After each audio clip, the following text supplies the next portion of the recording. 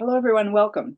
I'm Carol Willis. I'm the founding director of the Skyscraper Museum, and I'm really delighted to be able to welcome all of you this morning to what is a kind of academic seminar, since it takes place in the afternoon. Usually, our programs, our book talks at the Skyscraper Museum, are at 6 o'clock in the evening.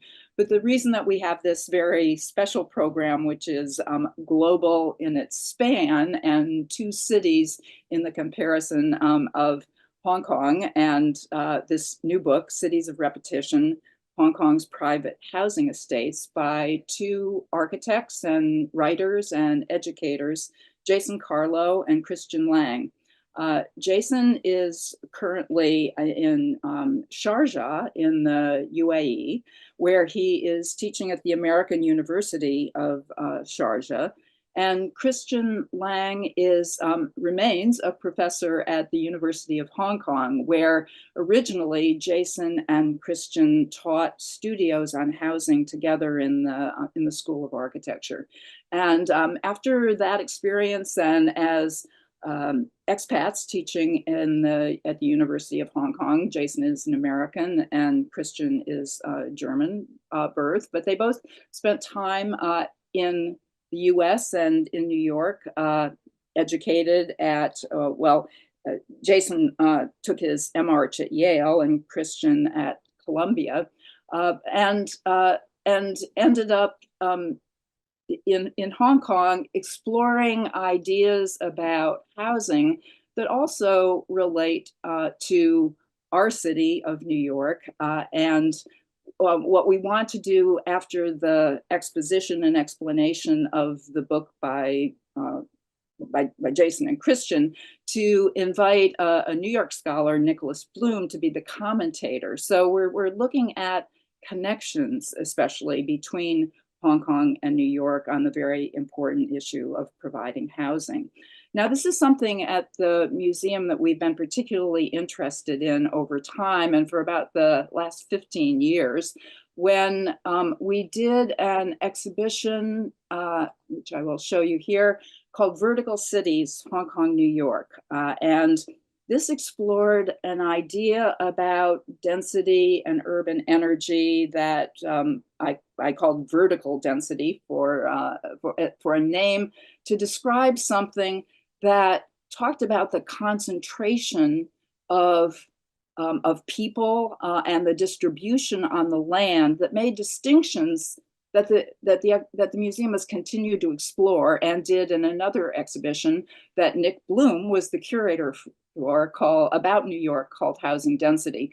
But to first make this point about the relationship of Hong Kong and New York, they have an overall population. Hong Kong's a little smaller at about 7 million, New York now at about 8.5 or 6 million, but they have a concentration of built forms that make them, as vertical cities, very similar to one another in the feel of the place. And if we look at the obvious imagery of the skyscrapers and the intensification of building, especially in Manhattan, you can see the density of Manhattan is incredible. It's at more than 70,000 people a square mile. Those numbers you can find, and the explanation you can find in the online version of the exhibition, vertical density, on our website. But I want to make this one point very quickly, and that is, if you separate out the built up area you see in red when we're looking at a map of Hong Kong, and the green area, the mountainous terrain of Hong Kong Island, and of course also of Kowloon now, you can, if you put those green and red together, you have the map of Hong Kong. But you can see that the relationship of the built area to the open space is about 25% built area and about 75% open space. In New York City, that's exactly reversed. The built area is 75%, the open space is 25%. And that's something that we explored. The idea of density as an average is insufficient to describe place, we argued in this exhibition. Instead, you need to look at the concentration of built area and average that out over the open space that surrounds it. So in the exhibition that we did with Nick Bloom and also Matthias Altwicker, when they were both professors at New York Institute of Technology, called Housing Density from Tenements to Towers, we looked at the historic landscape of public housing in particular in New York, but then also had a comparison of private development models, similar to what one finds in Hong Kong in the period after New York. New York, we're looking at the 1930s through the 1970s, and most of Hong Kong housing develops from the 1950s, but especially after that. So if we look at this typical replacement of the tenements that you see in the dense low areas on the right to the concentrated, standardized housing units of the 1930s through the 1960s, built by the New York City Housing Authority, which is NYCHA, you can see models where we did an analysis much like Christian and Jason have done in their work. And I wanted to be able to show these first so that we could look at the way of representing, placing people on the land, and then the relationship to the open space around it. And three different NYCHA housing models that you see here bring up those different approaches to repetition and standardization that you can find in the New York example. So with that idea of vertical density, I'm going to get off the screen and invite Jason and Christian to come on, and then Nick Bloom will join us after their talk, and we'll have a discussion that makes the comparison between Hong Kong and New York. But now, Jason, if you want to share your screen, and I'll let you take it over. Thanks so much for joining us. Great. Okay. I think thanks. I'm about to, yeah. Thank you so much, Carol, for the nice introduction and for the very interesting introduction in terms of contextualizing as well our book and bring it also like into the relationship to New York. Yeah, so my name is Christian Lange. I'm from Germany originally and living since 16 years in Hong Kong. And so the book, Cities of Repetition, Hong Kong's Private Housing Estates, both authored by me and Jason Carlow. Of course, it was never like just the two of us. We had like plenty of contributors, like many students helped us. And of course, like as well, colleagues gave a lot of advice to make this happening. And it's actually, we started it, I think, first like 10 years ago, and then it kind of like went somewhere in a kind of a drawer, I guess, for a while, and then it came out again. And eventually now over COVID, we finished the book. And we're very happy about that we are able to present it. So the book is probably, I have it here in my hands. It should be out, and we are very excited about that. This is now finally in the market. Jason, to you. Yeah, thanks. So as Carol mentioned, Christian and I were both in Hong Kong. We were at Hong Kong U and teaching within the undergraduate program, kind of a housing studio that ran every year. And both of us being also architects of a specific generation, were also working a lot in digital media and digital modeling at that time. So the relationship between housing code, or the regulatory code that shapes buildings, and then digital code that shapes buildings was very much on our mind in those days, again, about 10, 15 years ago. So we applied for grants to kind of look into the relationships between building code and building form in Hong Kong, which was very interesting to us as a city that had a lot of standardization and a lot of repetition, especially across housing.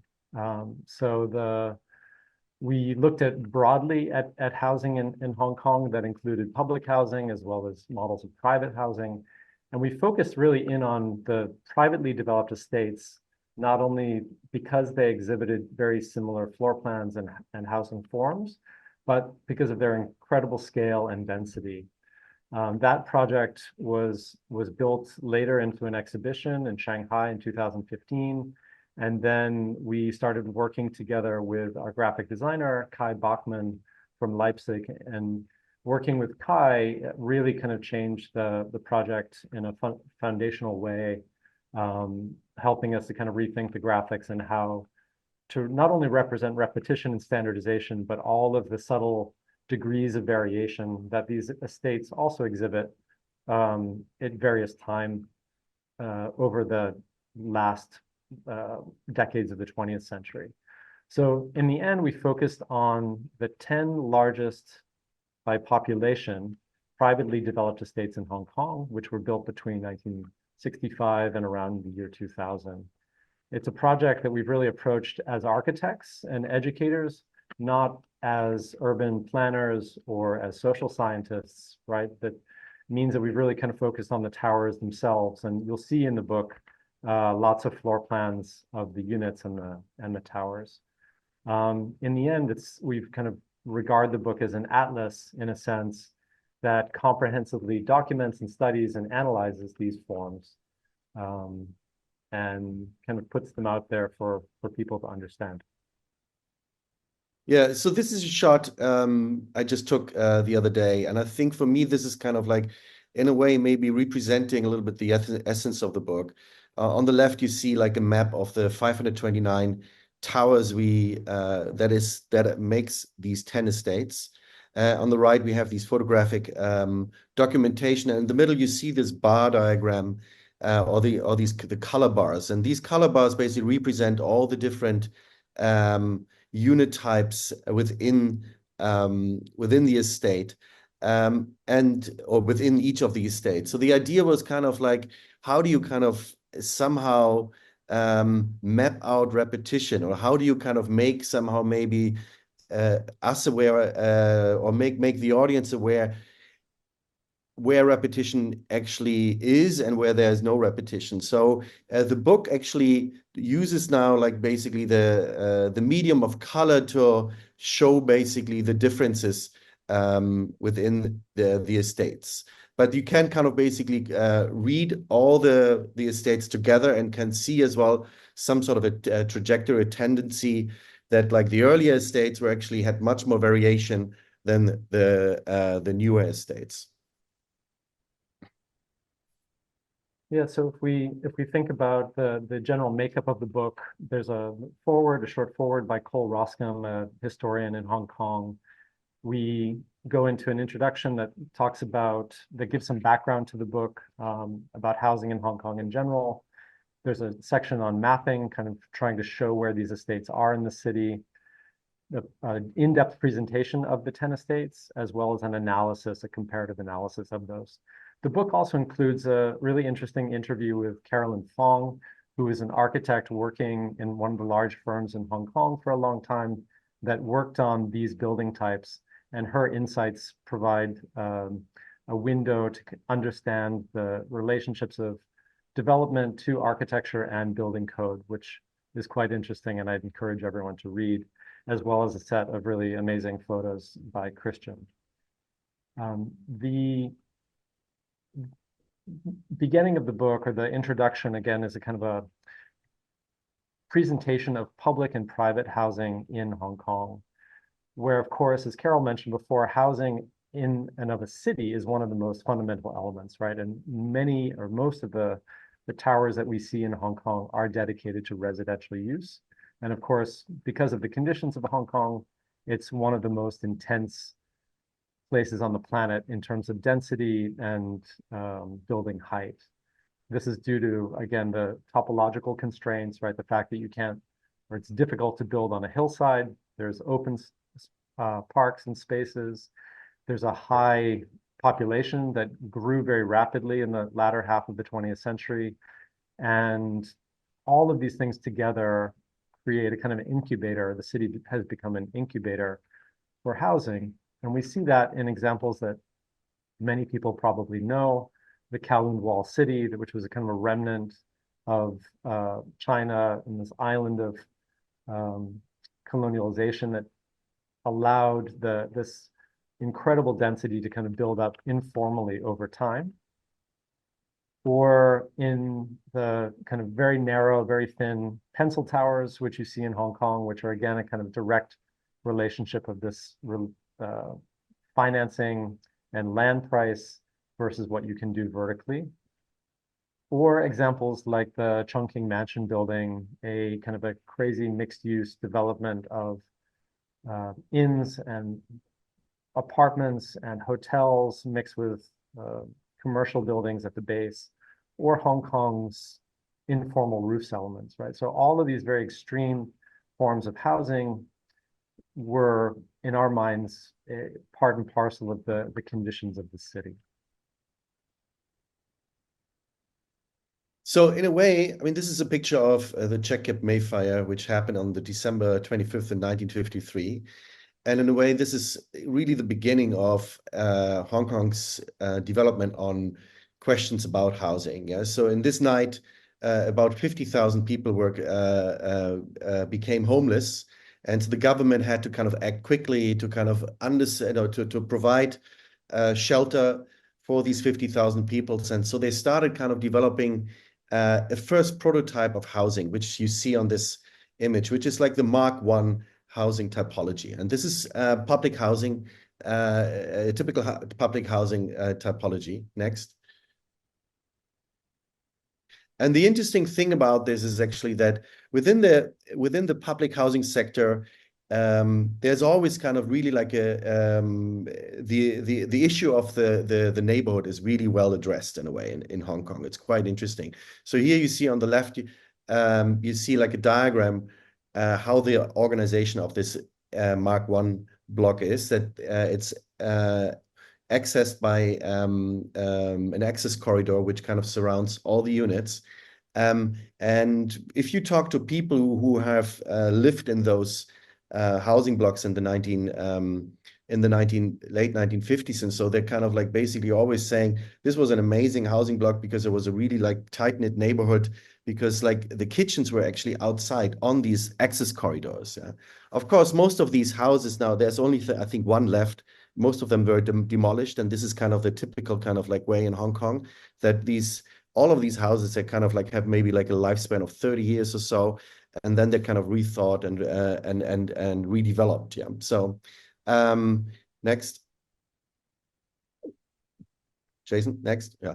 So here you see like one of the photographs of it, and so this started really like a development within the public sector, where they quite rapidly, the housing authority here in Hong Kong developed these different typologies to develop really like housing solutions for the people. And especially like because there were millions of people coming from the mainland during that time, Hong Kong had to kind of like come up with solutions how to house pretty much the masses. Next. And what's interesting to see within all of these developments in the public sector is that the people involved, the architects involved, the planners, the policymakers, they came up actually with a diverse way with diverse solutions of housing typologies. Here you see some of the public housing typologies, like you see a twin tower, you see the trident, you see the new harmony, etc., etc. So they were all developed one after the other, and some of them were iterated even. So there are like several versions of the trident. There are several versions as well of the new harmony, and it's quite interesting that each estate has somehow like always like very different kind of typologies. Next. But when it comes to the private estates, and they started pretty much like in the 1960s with the biggest one is Mei Fu in the late 1960s. They were using really like this typology of the crucifix, which is so dominant within the context of Hong Kong, pretty much almost like solely using this typology. And so here you see a diagram from the book which compares basically the dominant types within the 10 estates we kind of researched on the top, with basically the housing developments that have been developed throughout the years from the 1960s to the 2000s in comparison. Next. So these 10 cities of repetition are examples of how the pressures of strict building code regulations and extremely high land prices can disincentivize architectural experimentation and diversity. So this is really the essence, I think, of kind of also the book. Yeah, so again, maybe to go back to other examples of standardization around the world that Carol, again, alluded to in her introduction. We also, I think, having been educated in the West, had this idea of where models of towers in the park or other models of modernist housing were coming from, especially in the early 20th century. So this is a kind of images comparing that first large estate that Christian just mentioned, Mei Fu Sun Chen and Kowloon on the left, with Le Corbusier's plan of the Plan Besson meant for Paris in 1925 on the right. Now, what's interesting about this is I think a lot of architects and planners equate these models of housing in very similar ways, right? The kind of cruciform plan, and that to a certain extent was misunderstood and misrepresented in Le Corbusier's model, in which the towers were actually meant for commercial use and the housing was the low-rise buildings around them. But what really becomes interesting in the study is if you look at the overall built form, Mei Fu had 90 or has 99 towers that were built in various phases starting in 1965 and through the 70s. But the scale of those towers versus the overall scale for Plan Besson in Paris is radically different. And so again, it's recognizing that Hong Kong had used that tower model for housing to address the really crisis for housing that was developing in the early to mid 20th century in Hong Kong, and then provide through the private sector, in addition to the public sector, resources for that. And when you start to compare all of these different models of housing and examples from around the world, again, the Plan Besson in Paris, which had a projected density of 30,000 people per square kilometer, versus the Peter Cooper Village or Stuyvesant Town in New York City, which tripled that, versus Mei Fu from 1965, which is 10 or rather 8 times the population density as the Plan Besson. And then if you compare that even further to one of our estates, Belvedere Gardens, which has taller towers and even greater density, with it's not larger than a kilometer, but if you measured it on that basis, it's over 300,000 people per square kilometer in that one estate. So as Jason actually already kind of said, we did quite a bit of a study on the building code in Hong Kong, and interesting enough, like I remember when I was in New York studying at Columbia, I did a studio as well on the building code in New York, and how it actually as well affected somehow quite drastically the built form in that city. So that's also very true to Hong Kong. So if you think about the crucifix typology, this plan, which is so apparent in these 10 estates, that at the end of the day is really like a direct translation of efficiency coming out of basically all the regulations you can find within the code. This is just like an early image of the study back a couple of years ago, where we kind of just like looked at what stage which building code came in and how they were then also amended over time. And these amendments actually they're kind of they're not like as apparent like in New York, where you have like really the 1940s and so with the setbacks and so.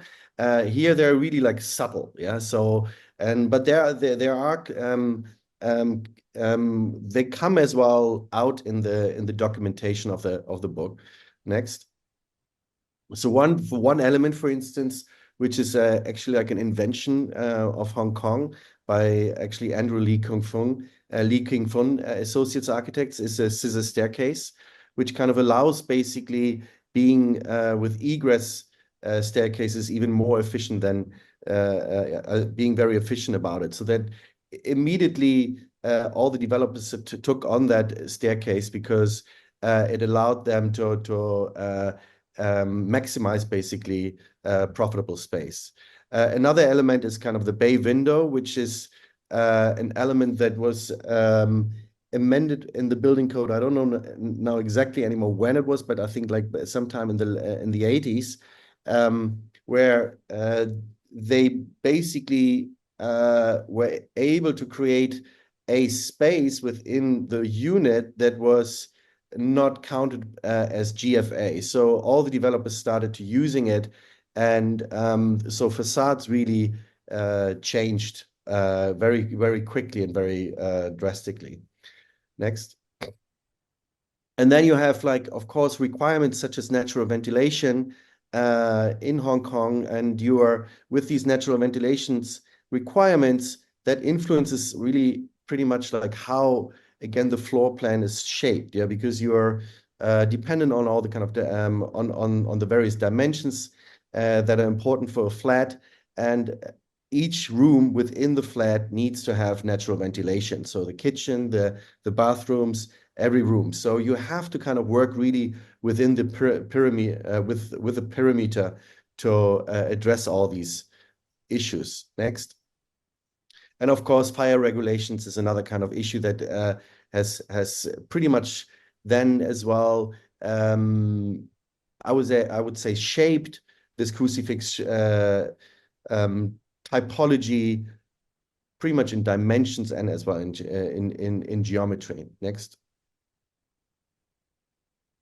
So we are also kind of mapped out the different kind of building codes and sections within the building codes that affected like these housing estates. And I want to kind of like, maybe because this image is a little bit, it's very difficult to read, like maybe go to this one. For instance, here you have regulation 30 and 36 within the building code, which mandates the minimum levels of natural light for the various rooms of a unit, including window for kitchen and bathrooms, arraying multiple units around a vertical circulation curve with natural light for kitchens and bathrooms required the perimeter of the floor plan to fold in and out to increase the surface area of the exterior wall.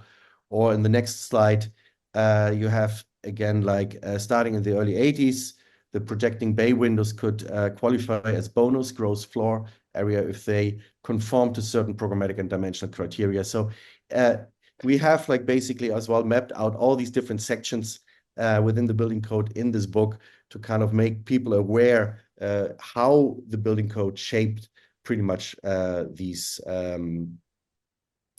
towers. Next. Yeah, then beyond those 10 estates, which were again the largest in terms of tower number or the most populous estates in Hong Kong, we also looked at the next 90 estates. So looking at 100 privately developed estates across the city, from Hong Kong Island to Lantau Island to Kowloon and the New Territories. And this section of the book, again, presents these little snippets from the overall mapping, shows the urban context of those estates, and again, really shows that most of those 100 estates really share that same floor plan and very similar organizations. I think we calculated that among all of these 100 most populous privately developed estates, there's about 1 million people or 1 million residents living there, which is 1/7 the population of Hong Kong, overall. So it shows you again the effect that land price and building code has had on the built environment overall, beyond the 10 very extreme examples that we study in depth in the book.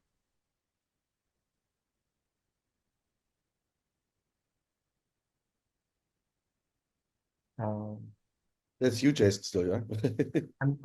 All right. So, if we go beyond that into those 10 estates, there were, I guess, suggestions from the context of living in Hong Kong that led us to thinking about the graphic design of the book.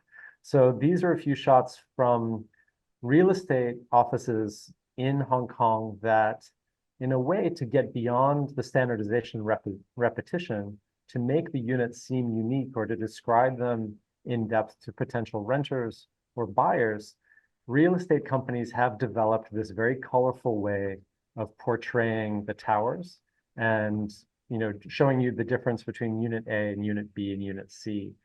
Each of them, again, really conforming to almost the same floor plan, but some of them having very subtle variations. So this tradition of real estate development and color coding to show subtle differences or distinctions between units became a strategy for graphic design in the book, and then one that we used throughout the middle section, again, not only to kind of show the repetition, but to show the variation in the study as well. Yeah, so and originally we were kind of really much interested in showing the various types, tower types plus unit types, and how to kind of understand actually a type in general in this context of the study. Once we kind of approached the graphic designer, he just said, "Oh yeah, you guys, you're having too many colors. You had because we had some of the estates, they had more than 150 to 200 unit types.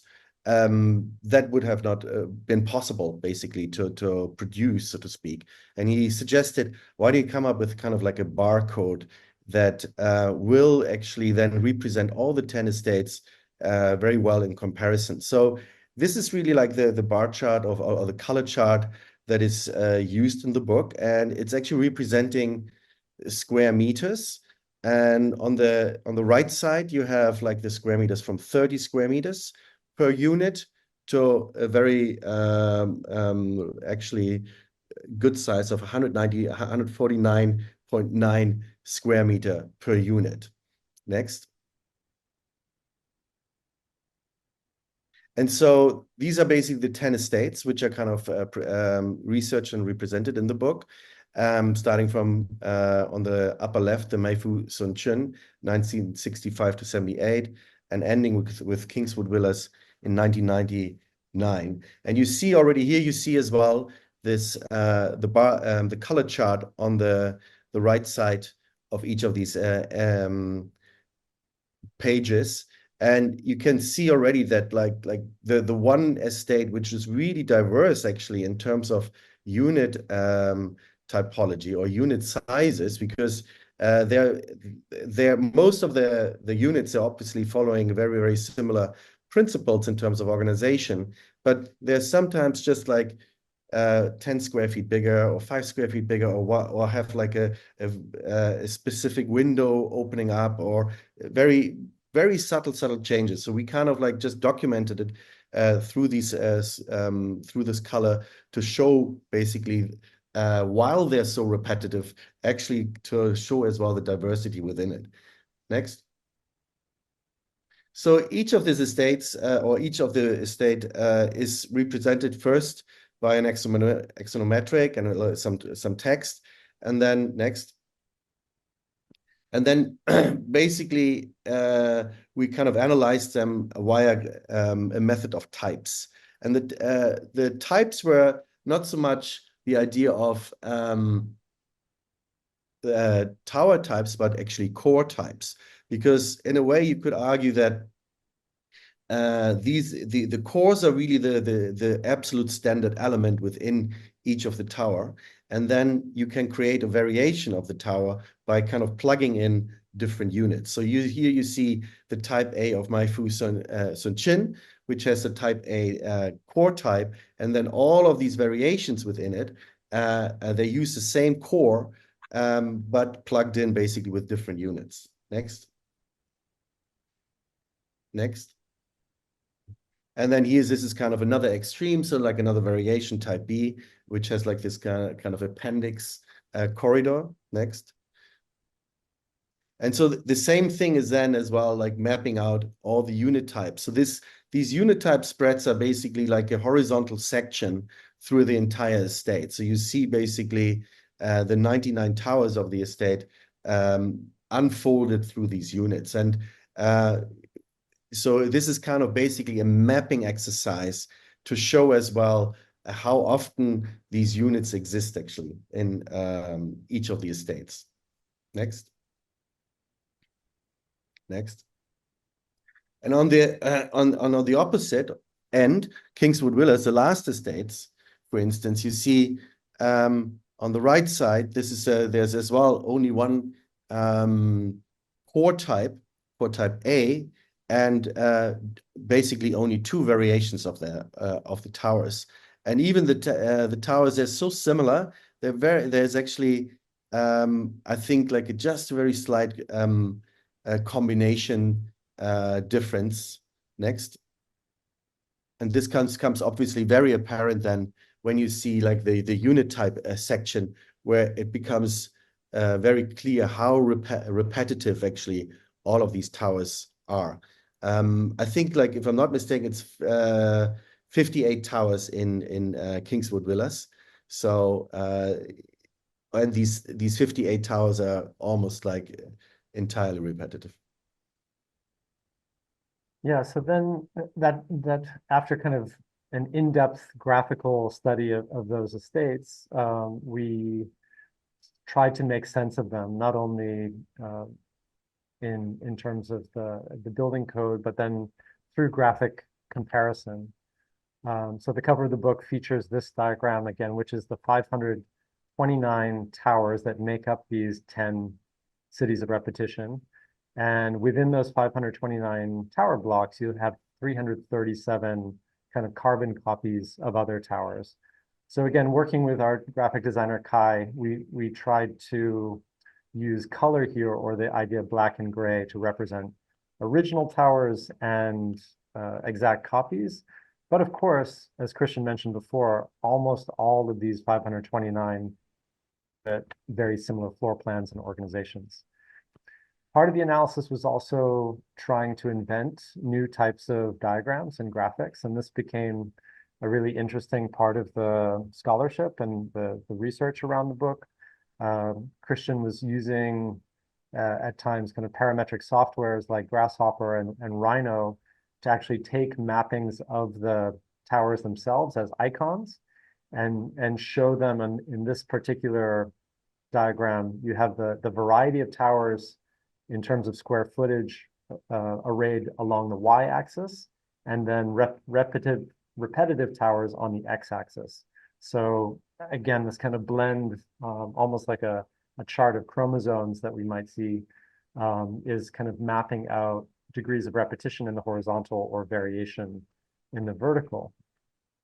We also mapped out this idea of efficiency, right? The relationship between the saleable or the sellable area in the estates, right? What makes up the part that you could make profit from, to the spaces that you couldn't sell, or a developer couldn't sell, the elevators, the staircases, and the corridors. And this is again comparing the most dominant tower types in each of those 10 private estates against the ones that we chose from the public estates down below, with the timeline on the x-axis and this degree of efficiency on the y-axis. And you can see that just about every one of those 10 dominant tower types has really squeezed the efficiency and maximized the efficiency of the ratio of saleable space to communal or circulation space, far more than the public types have done. And then towards the end of the book, we array them in chronological order, again, from Meifu to Taikoo Shing to Hongfa-Chun, all the way to Kingswood in 1999, to compare various attributes of the estate. So this spread looks at density and scale. We see the top kind of bars of squares showing the amount of square meters of the site in gray to the amount of built space and floor area in black, right? So showing that each one of these estates has really kind of maximized and doubled or tripled or quadrupled the amount of area on the ground with what's actually being built, the ground floor area. It shows statistics graphically and numerically of population of the estates and the population, for instance, per square meter. How populous are they, but how much space does every resident have in square meters, in terms of towers and in terms of units.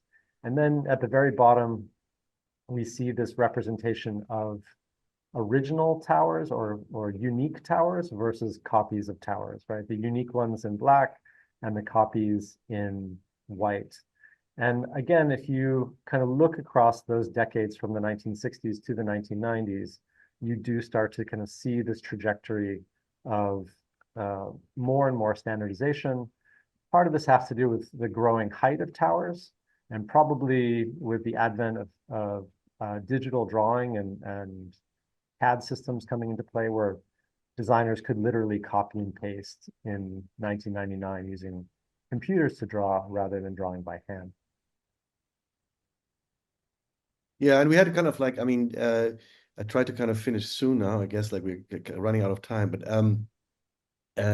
we had as well like this section which is kind of really looking into the standardization and deviation within these estates. And so these we had two of these spreads where this one is really like looking at all the towers and actually like looking as well what are the kind of underlying guidelines for organizing these towers, so mirroring lines and rotational kind of like lines. So these are really like the underlying underlying guidelines for each of the estates. And then we did these diagrams where we took all of the outlines of all of the towers within the estate and superimposed them as well to see somehow again the fuzziness, the deviation from standardization, yeah, and how actually which is the estates which is like probably the most standardized and which one is the one which has the most variation, which is pretty obvious. Like as I said earlier, like the Mai Fu Sun Chun has really like, even though it has 99 towers, and when you're in that space and when you visit that the estate, you think like, oh, it looks a lot of like, it looks like very repetitive and the same. They have actually like a pretty diverse setup of towers, and of course you could next. And so we kind of like as well looked then into these kind of like looking at like what is the maximum space actually in each of these estates to have all of these towers. And I think this is kind of like almost seen as a the most repetitive tower within the estate, how that basically relates to all the other ones. Yeah. So, and what kind of like diversity it has. Next. And so then we as well kind of looked into kind of the dominant tower types with each of these states to understand like as well how much was there anything like in terms of organization changing? Was there kind of like a trajectory kind of identifiable or so? Next. So we looked at as well at the different kind of core types, and this is always the dominant type, which has the most repetitive towers, and to understand like really how as well then the different facilities, the kitchens, the bathrooms, how they're starting to get more integrated and more compacted as well in the design. Same thing like with the bedrooms, and seeing as well if there's anything to see in terms of like the areas, like comparing them to each other. Next. And same thing is again like with the units. Yeah. So here you see like this spreadsheet, the comparison between the 10 estates, where on the left side, Mai Fu Sun Chun, you have really, I think if I read correctly, 223 unit types, versus, for instance, Laguna City has only 4 unit types. Yeah. And so Laguna has 8,000 units and Mai Fu has 13,000 units. So there's still quite a bit of variation in terms of sizes, in terms of organization of the flats in the earlier estates, whereas like in the later estates, it becomes very repetitive. It also like only allows for certain kind of users, so to speak, being in those, living in those estates, because most of for instance, in Laguna City, they're all 2-bedroom apartments. So there's not one bedroom. It's just like 2-bedroom apartments. There's no kind of differentiation between 1-bedroom, 2-bedroom, or 3-bedroom. Next. And so this is just like another diagram which kind of shows basically the amount of, or the variation of unit types within these estates. And again, Laguna City being like the one which with the least amount of units. Next. And of course, like this photographic survey which we did, like where we have like these are just basically the summary of the main photographs which are in the book. Again, showing as well like the physical evidence, I would say, of the facades, how they are as well very similar in looks and style. And I think we are almost done. So, Jason. Yeah, no, I think what's also important to say maybe about the photographs is that each or almost all of these estates was designed by different architects and built with nearly, I don't know, 7 or 8 different developers.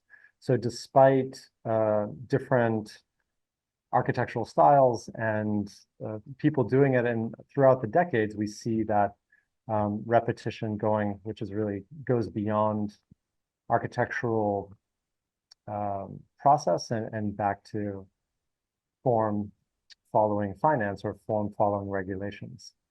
So I think in the beginning, we really looked at the project. We started to look at the project with a critical lens, right? That we were trying to find an argument against standardization and this extreme repetition, which exists to a certain degree in the book itself. And I think we value other aspects of these estates, which we didn't really go into in the book, including the ways in which the base of the estates and the base of the towers works better or worse as a connection to the city, or the way that the podium and the towers work together to kind of bring together communities of people or offer mixed use. But the more we looked, the more we kind of studied these subtle variations, we also saw the value for degrees of standardization and repetition in terms of their extreme density, in the way that Hong Kong kind of focused on the extreme kind of housing crisis and demand for housing throughout the latter half of the 20th century, the way that I think the United States and many places in the world are facing similar housing crises right now. I think these estates provide models for density to reduce carbon footprint for the people living, the individuals living within them, but also kind of a cohesive urbanism.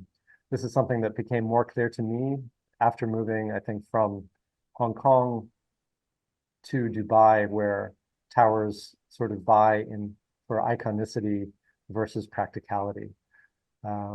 So yeah, I think again we're looking at this more as a study with kind of a neutral lens, to show the aspects of it that are beneficial, that could be models for architects and planners and policymakers, but also the extreme conditions of density and repetition and standardization that, as Christian said, could impact the heterogeneity and the variety of the people living there and people's ability to live in these communities too.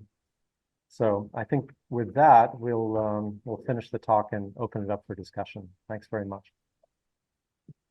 Great, thank you so much, Jason and Christian. That was just an amazing tour de force of analysis, and I'm really stunned at the amount of work that you did. I'm going to invite Nicholas Bloom to come on, to turn his camera on too, so that we'll be able to see him and join the discussion. But just to show you how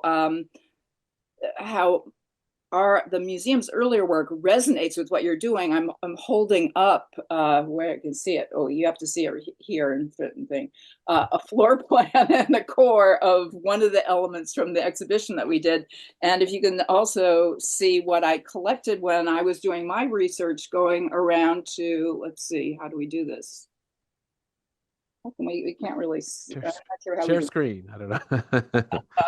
Well, what it is a brochure of I don't know which housing estate, Lomas Park and others around Hong Kong, where I was incredibly fascinated by the idea that these private estates were being used in a social policy implement by the government to fund the mass transit system. Now you left the urbanism, and Nick, are you going to come onto the screen and can we hear you? I'm here. I'm here. Oh, okay, there you go. Okay, I see you now at least.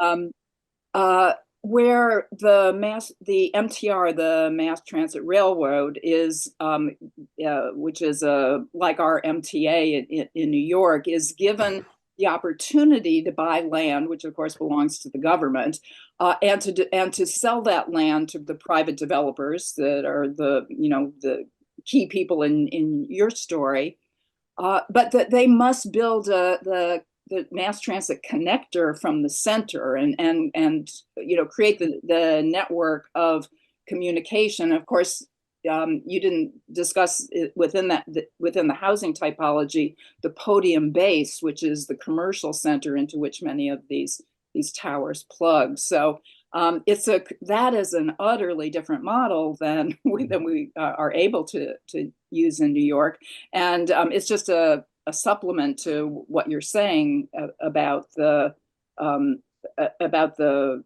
code constraints and the determinative forces that you're identifying in your analysis, which is clearly in the 100 states much more than 100 times more sophisticated than we were calling attention to at the Skyscraper Museum.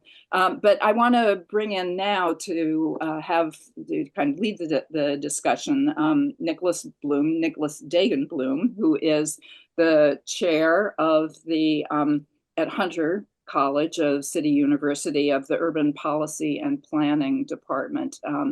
But as I mentioned, he was the guest curator along with a colleague from New York Institute of Technology about 5 years ago or so for a housing density exhibition.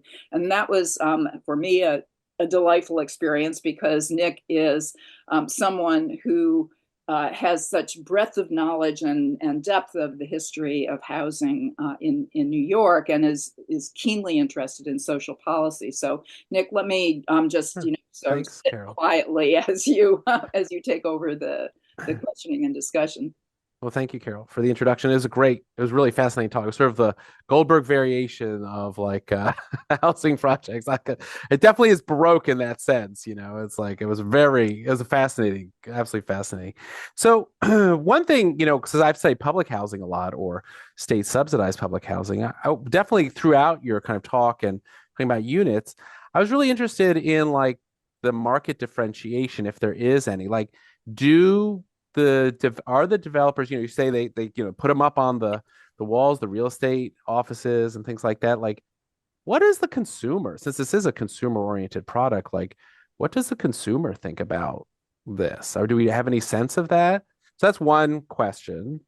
And the other one is again on the kind of market differentiation, but it's related, but have they achieved not just efficiency of units, but also are there demonstrated cost savings through this mass standardization?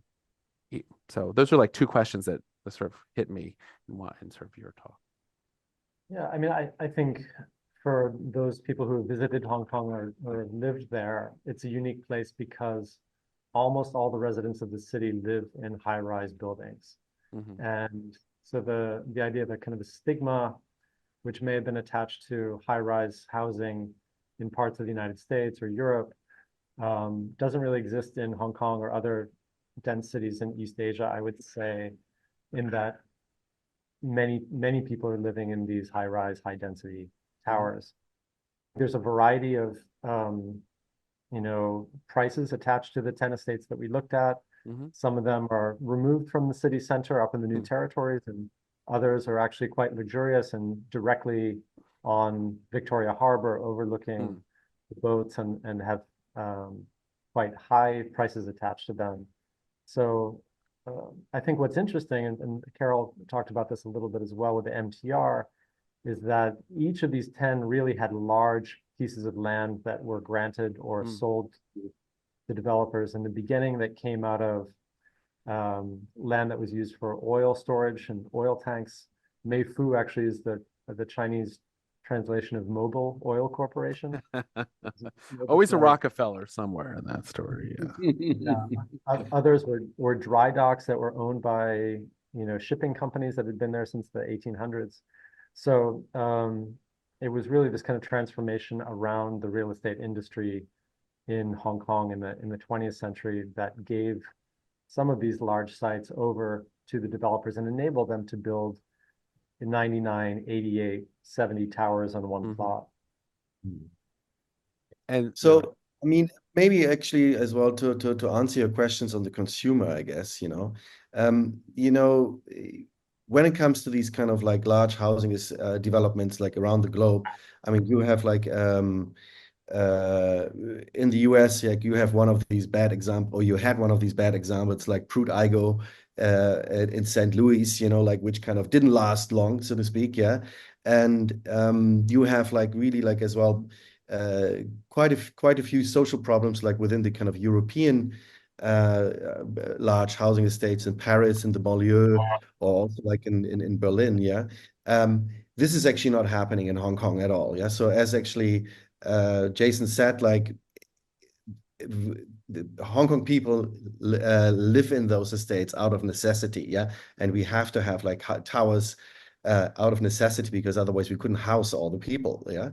But then as well, like coming to the consumer, I would say, and I think this is what's interesting is the planners had developed like within these units these kind of little bit odd shaped kind of, they call it, I think, diamond. Jason, correct me if I'm wrong. Diamond. I think it's kind of a diamond shape living room. Yeah. So you come into the flat and you are in a living room that is basically from a geometric point of view not so nice at an angle, so I think like they basically took on the responses after many years, like in the in the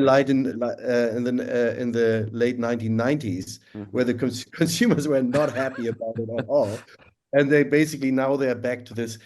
It makes from an organizational point of view and how they basically organize the bedrooms and everything, it makes sense. But from a living point of view, it doesn't really is not a nice space, and so they're back to generic rectangular spaces again. Yeah, so they took that on. Yeah, but usually I would say that's kind of the thing. Like in Hong Kong, the consumer is not necessarily doesn't play such a big role, I would say. I see. So they can accept. Everyone's so desperate for housing, right, that they accept whatever the can be produced under the developer model and the regulations and so forth.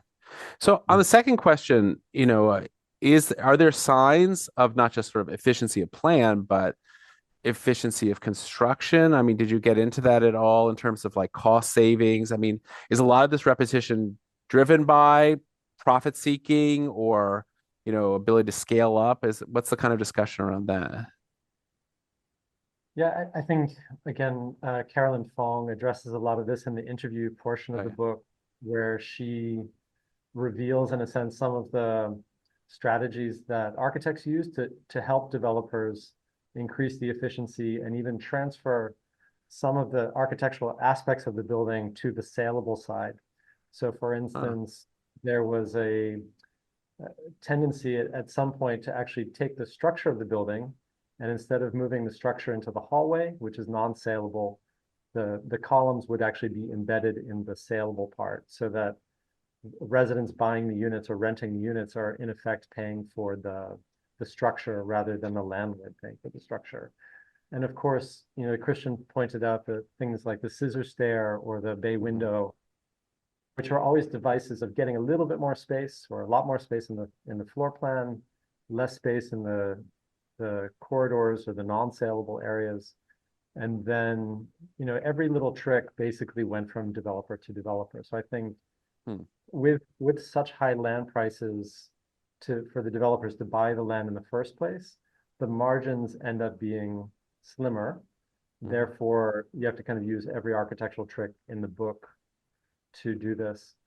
There is one not in these estates necessarily, but as the prices escalated in Hong Kong over the years, there was a trick that developers were using to slope the fire stairs in a stairwell about 1/4 of an inch per stair.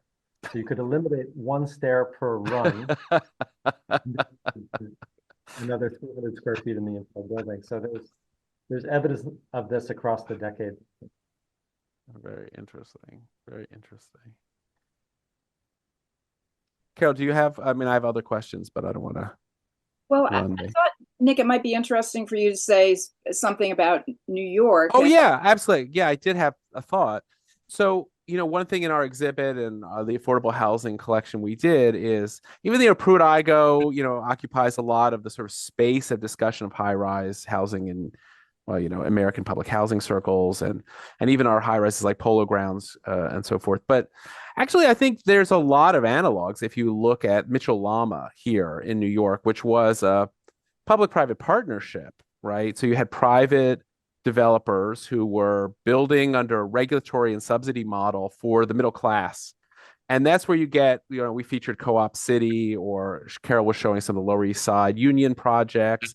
You get a lot of that. And honestly, that stuff is super popular and in demand. And it definitely, from an architectural and planning point of view, was a result of, a kind of, economies, but, figuring out what people kind of would pay for and wouldn't pay for, and repetition.